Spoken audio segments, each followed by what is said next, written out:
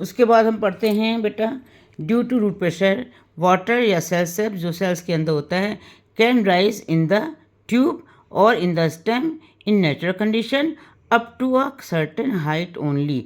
Loss of water cell sap जब loss होता है, ऊपर इवेपोरेट होता है, ट्रांसपिरेशन होता है थ्रू द, अगर हम स्टेम को कट करते हैं तो एक उसमें से लॉस ऑफ वाटर होता है जिसे हम ब्लीडिंग भी बोलते हैं। अब आता है हमारा turgor in the opening and closing of stomata. Stomata की क्लोजिंग और ओपनिंग भी होती है, वो टर्गर प्रेशर और ऑस्मोस्टिक प्रेशर पर डिपेंड करती है। Now we have read about stomata in class 9th। Their opening and closing depend on the turgidity of guard cells. Guard cells की टर्जिडिटी पर निर्भर करता है। Each guard cells has a thicker wall. Guard cells की walls thick होती हैं।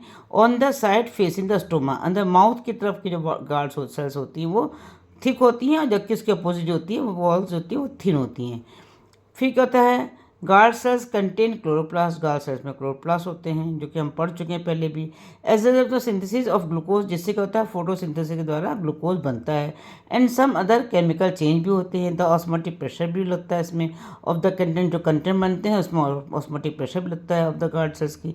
Increases, osmotic pressure बढ़ता है, increases and they absorb more water, जिसके कारण क्या होता है ये पानी को नीचे से एब्जॉर्ब करते जाते हैं cell to cell water from the neighbouring cell, thus becoming turgid, जिससे ये गार्ड सेल्स टर्जिड हो जाती हैं on account of turgor pressure के द्वारा। क्या होता है, the guard cells become more arched outwards, ये बाहर की तरफ जो होती हैं वो अपर्चर इनका खुल जाता है। And the aperture between them widens, चौड़ा जाता है जिससे ये ओपन हो जाती हैं। Thereby opening the stoma at night और when there is shortage of water, रात में पानी कमी आती है। फिर क्या होता है, लीफ में the guard sales turn flaccid, guard cells होती हैं फ्लैसिड होती हैं क्योंकि पानी लूज कर जाती हैं सेल्स से।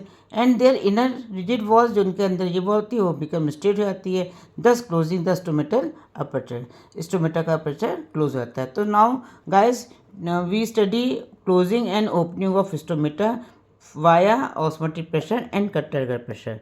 Now tomorrow we will study turgor movement.